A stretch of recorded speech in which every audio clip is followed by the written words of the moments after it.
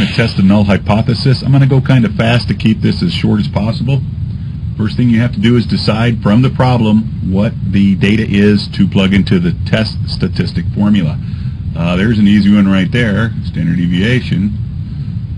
45 looks like the random sample size, and 4.62 is their sample mean, which means that the claim, the null hypothesis that we're testing, is going to be that there's 5 milligrams of oxygen per liter.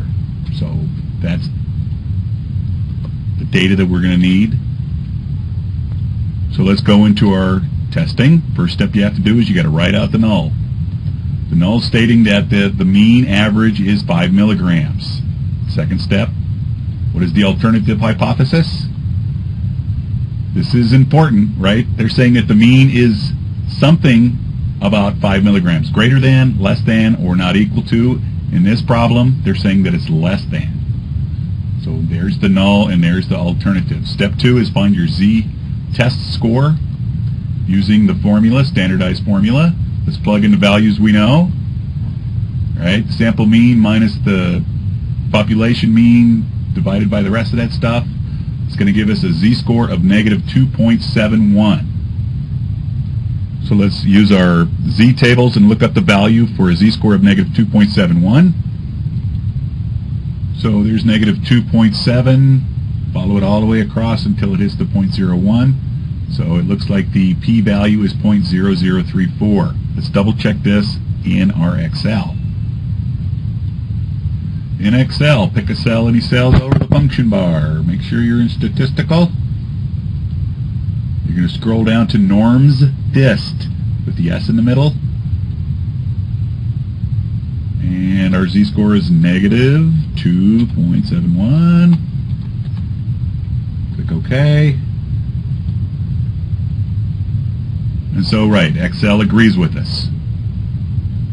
So this z-score produces this p-value. Now let's go ahead and see what that means.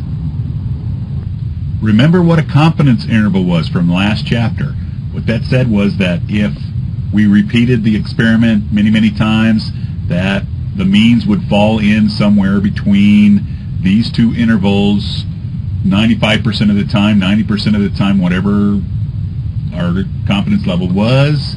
So that's what a confidence level is. Now if you look at this closely, you can already tell that the 0.0034 is not going to fall within these confidence intervals.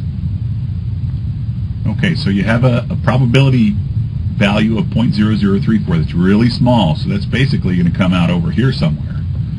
And in the alpha, the cutoff level is going to be 0.05. So now we go to step 4. We have to decide, is 0.05, the cutoff level, the critical value, greater than the calculated p-value? Let's check the rules of rejecting a null.